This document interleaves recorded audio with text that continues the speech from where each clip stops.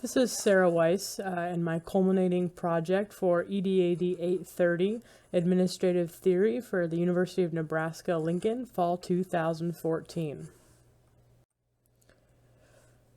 This presentation will outline my theories that I thought were most relevant and how they apply to my life as a director of admissions, manager, employee, supervisor, all of those words, as well as key takeaways from each of the theories. But as an introduction, I think it's important to note that honestly, I felt that all the administrative theories that we reviewed this semester really focus on balance, and more balance. So how do we strike that balance between employees and supervisors? As an employee, how do we find the balance of our goals with the goals of the workplace?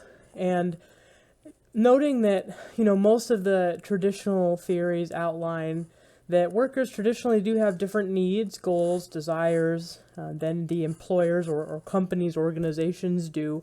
But some of the theories point out, and I believe correctly, that they don't have to. It's all about how that balance is reached and that those collective goals come about. Most notably, the workplace must adapt to technology, changes in society, requirements, demands of both workers, customers, or in many cases students in my business and admissions, as well as organizations. Many of the theories we discussed also focused on giving employees, people, and employers the benefit of the doubt. But it is important to ensure productivity, to have a backup plan was something I took away from that as well. Always give your employees the benefit of the doubt, but have a way to ensure that there is a way to make that all the work that needs to get done will get done.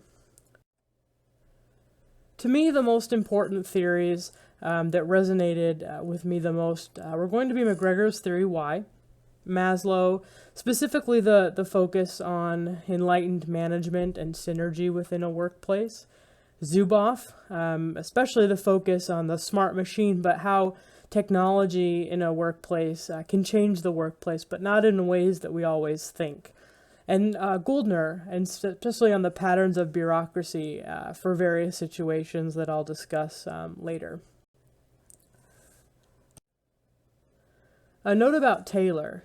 You'll notice that I didn't say Taylor's theory really resonated with me, even though I do understand that in the world of management theory, Taylor's work really is a foundational piece of that, how workers and employers relate to each other. But I can understand the historical context, and I think that's the most important takeaway from Taylor, is that honestly all theories will have a context to them. Taylor's scientific management was written in a time of great distrust between workers and their employers, a time that unions were needed to protect the rights of workers. And honestly, I felt that the true nature of Taylor's writings and the scenarios he presented are really out of date in today's workplace and environment, with technology clearly, but also with just the environment workers face today. So what I'm planning to do for the remainder of this presentation is to go through each of the theories that I found especially meaningful, outline the specific pieces that I thought were meaningful to me and how they apply to my work as a director of admissions and in the field of enrollment management. Biggest takeaway from McGregor is that an individual's actions are influenced by their backgrounds, previous experiences.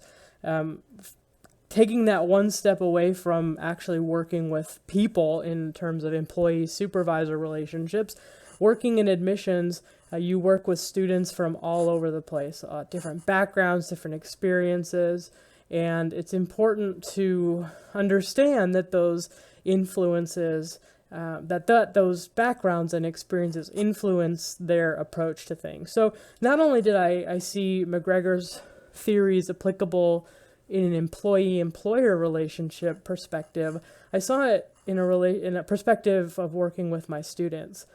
His theory X really Similar to theories before McGregor, honestly, such like Taylor's scientific management, highlight that workers need structure, that they are not necessarily motivated by the desire to be productive, but that they need structure to help guide them towards productivity.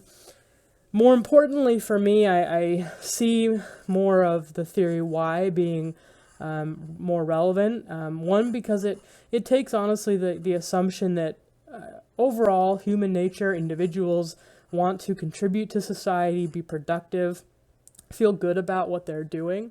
I do truly believe that is human nature in most people.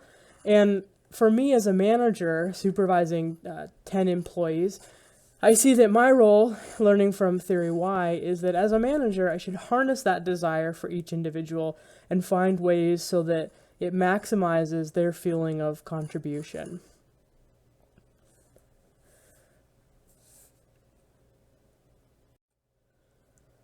Maslow was especially interesting to me because my background is my bachelor's degree is in international and Russian studies, and so I studied communistic societies, socialist societies extensively in my bachelor's degree, and it was interesting to see specifically how Maslow discussed the balance between individual goals and that of an organization and/or a society.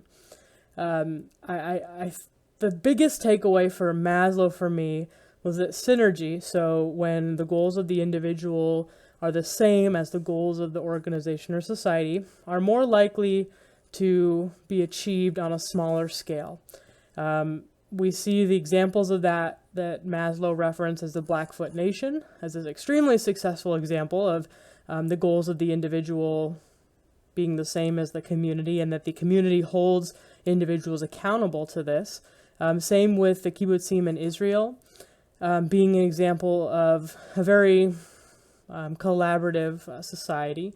When you start talking about large nations such as the Soviet Union, 6,000 miles across it, several different time zones, population centers, when the individuals within a community are not easily able to, or an organization, are not easily able to hold others accountable, that's when you start to get corruption, such as the Soviet Union.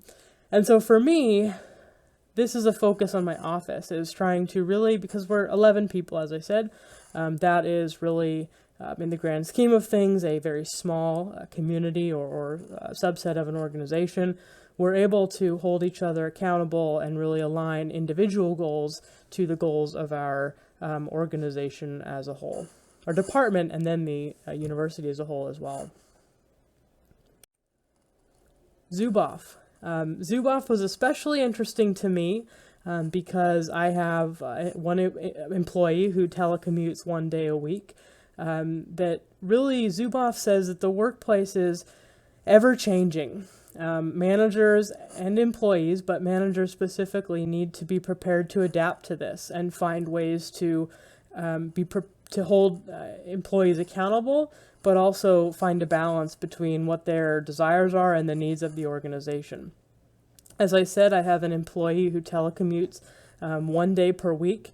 He's our outreach coordinator. One of his main jobs is maintaining our website, and that's easier for him to do when he's not in the office, when there's not the distraction of our student workers coming in, students popping in and out, other staff members. So he telecommutes 1 day a week, and this is something that Zuboff discussed, and that as a manager, I should be prepared to find the best way for an employee to be successful, and that may be different than it was a couple decades ago. It was important, Zuboff also noted, that technology doesn't necessarily mean faster or less human. In many cases, it means that it's even more important for you to have trained and skilled workers who understand what they're doing. I thought it was interesting also how Zuboff noted how managers use technology, and that can change based on what technology they're using. So for example, an example I saw in my office is we have a CRM, a customer relationship management tool that we use to manage our communications with prospective students, manage their files.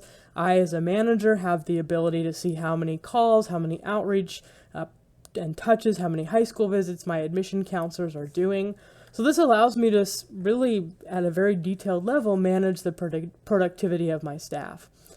The example that Zuboff mentioned was that technology can sometimes be a hindrance in that a supervisor may decide to email someone to reprimand them because it's easier than an in-person confrontation. And that's using technology as a crutch a little bit. And that's something that I was thinking about in terms of my interactions with my employees and my staff members, is that we don't want to use technology as a crutch. We want to use it to help enable us to communicate better. But honestly, sometimes in-person communication can cut down on misunderstandings, even though it may be difficult to do so.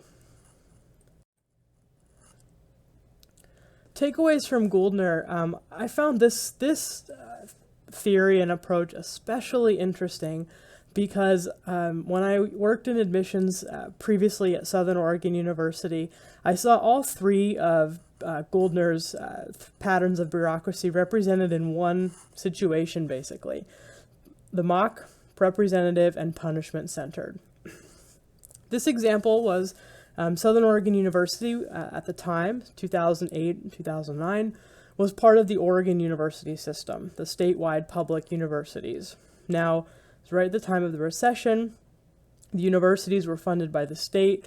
Because of the recession, the state revenue dropped significantly.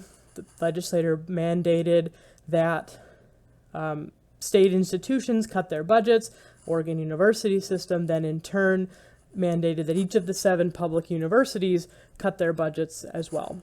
So that was the example of the mock pattern of bureaucracy from the perspective of Southern Oregon University, that this mandate to reduce your budget, however you do that, each institution, was handed down by the state. Both the employees and the employer at Southern Oregon University had the same stake, which really was no stake, in the fact that they had to make those cuts. Now, certain employee categories dealt with the situation differently. So for an example of the representative pattern of bureaucracy, there are 3 categories of employees at public universities in the state of Oregon. The first one are the faculty, which are represented by individual unions on each of the university's campuses. So there's a Southern Oregon University Faculty Union, a University of Oregon Faculty Union, Oregon State University Faculty Union, and they're all separate of each other.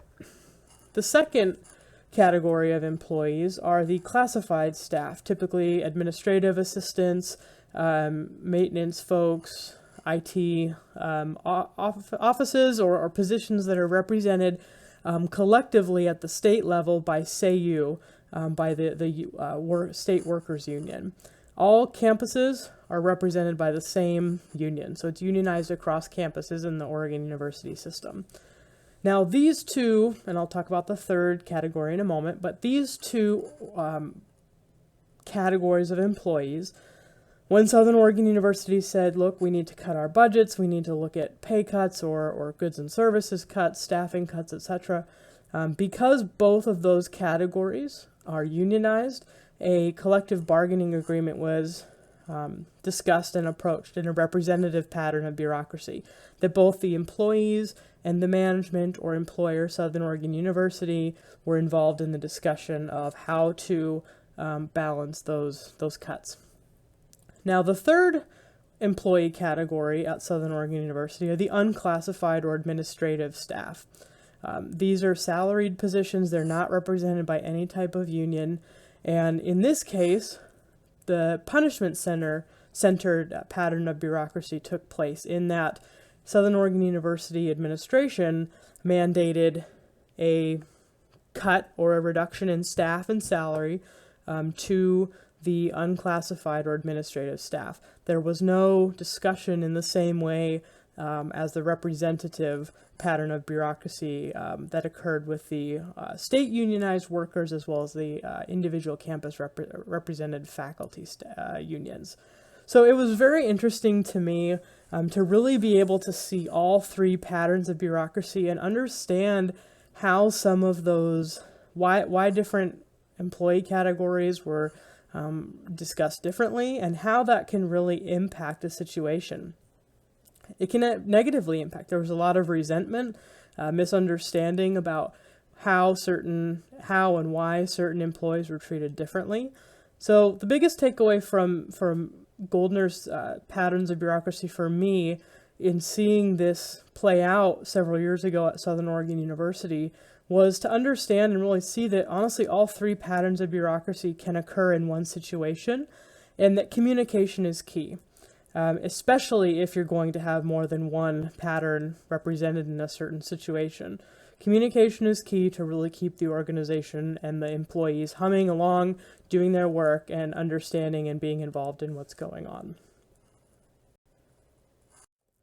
So ultimately, I really enjoyed this class. I take a lot from all of the different theories that we studied in my work as a manager.